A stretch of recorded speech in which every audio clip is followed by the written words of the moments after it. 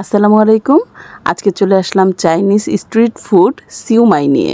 অসম্ভব মজাদার এই খাবারটি দেখতে অনেকটা মোমোর মতো লাগলেও এটা কিন্তু মোমো না, এটাকে সিউমাই বলা হয়। এই খাবারটা খেতে আসলে অনেক বেশি মজা আর তৈরি করাটাও অনেক বেশি সহজ। আজকে আপনাদের সাথে এই খাবারটার প্রস্তুত প্রণালী খুব সহজে শেয়ার করার চেষ্টা করব। আমি আজকে চিকেন সিউমাই তৈরি করব। তাহলে চলুন আমরা এর প্রস্তুত প্রণালীতে চলে যাই। প্রথমে নিয়ে নিলাম একটি পাত্রে 1.5 কাপ পরিমাণ আটা। আপনারা এখানে আটা ময়দা যে কোনোটা নিয়ে নিতে পারবেন। দিয়ে দিচ্ছি 1.5 চা চামচ চিনি আর দিয়ে দিচ্ছি পরিমাণ মতো লবণ। আরও দিয়ে দিচ্ছি 2 টেবিল চামচ সয়াবিন তেল। এরপর এই শুকনো উপকরণগুলোকে হাতের সাহায্যে ভালোভাবে মিক্সড করে নিব। এবার সামান্য একটু করে পানি দিয়ে একটি শক্ত ডো তৈরি করে নিব। ডোটা অবশ্যই একটু শক্ত করে তৈরি করবেন, কারণ ডো যখন আমরা রেস্টে রাখবো তখন কিন্তু ডোটা নরম হয়ে আসে, ব্যালেন্সটা চলে আসবে। আর যদি আমরা নরম করে ডোটা তৈরি করি তাহলে কিন্তু কিছুক্ষণ রেস্টে থাকার পর ডোটা আরও বেশি পাতলা হয়ে যাবে। তো আমরা একটা শক্ত ডো তৈরি করে নিচ্ছি। আর এই ডোটা তৈরি করতে যতটুকু পানি প্রয়োজন হবে আমরা অল্প অল্প করে দিব এবং অল্প অল্প করে মিক্সড করে নিব। নিয়ে নিলাম 1 কাপ চিকেন। আমি এই চিকেনগুলোকে একেবারে ঝিরিঝিরি করে কিউব করে কেটে নিয়েছি। আর এখানে চাইলে আপনারা চিংড়ি মাছটাও ইউজ করতে পারেন। চিকেনের পাশাপাশি অথেন্টিক সিউমাইতে কিন্তু চিংড়ি মাছটাও ইউজ করা হয়। আমি এখানে দিয়ে দিলাম ফ্রোজেন ক্যাপসিকাম। এটাও আমি একেবারে ঝিরিঝিরি কুচি চপ করে কেটে নিয়েছি।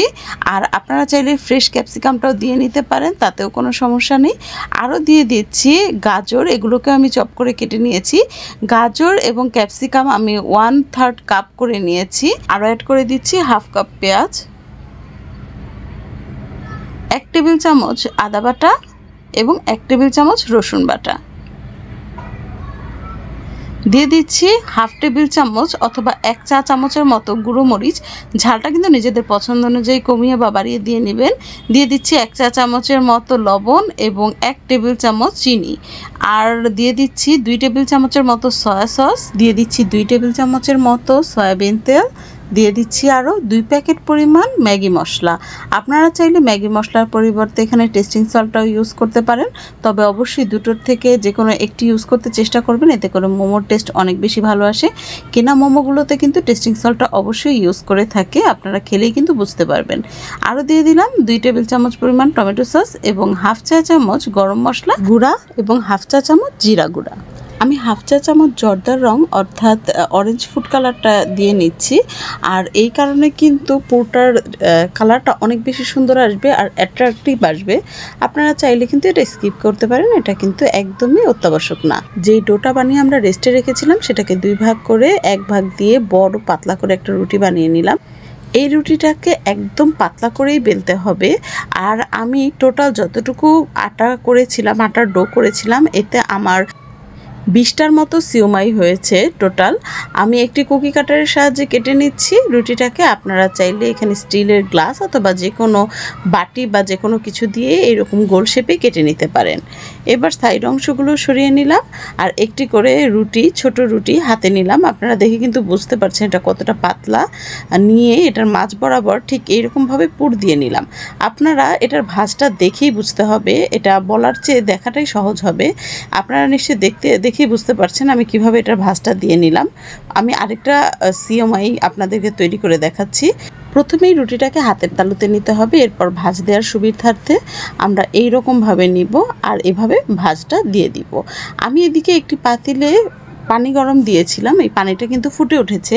এবার এর উপরে আমরা একটি ছাঁকনি দিয়ে দিব আর এটাতে অবশ্যই তেল ব্রাশ করে নেবেন, তা না হলে কিন্তু সিউমাইগুলি দেওয়ার পর আটকে যাবে। এবার আমরা মোমো যেভাবে স্টিম করি ঠিক একইভাবে স্টিম করে নিব। আর একটার গায়ের সাথে যেন একটা না লাগে একটু আলাদা করে দিব, তা না হলে কিন্তু একসাথে লেগে যাবে আর পরবর্তীতে আলাদা করা যাবে না। আমি এভাবে দিয়ে একটি ঢাকনা দিয়ে ঢেকে রেখে যাব মিনিমাম 10 মিনিটের জন্য, কারণ আমরা চিকেনটা এখানে কাঁচাই ইউজ করেছি। 10 মিনিটের মধ্যে কিন্তু চিকেনটা খুব ভালোভাবে কুক হয়ে যাবে। অবশ্যই একটি ঢাকনা দিয়ে ঢেকে রেখে যাবেন। দেখুন 10 মিনিট পর আমাদের সিউমাইগুলো কিন্তু খাওয়ার জন্য একেবারেই রেডি, একদম পারফেক্টভাবে কুক হয়ে গিয়েছে। 10 মিনিটের বেশি লাগবে না।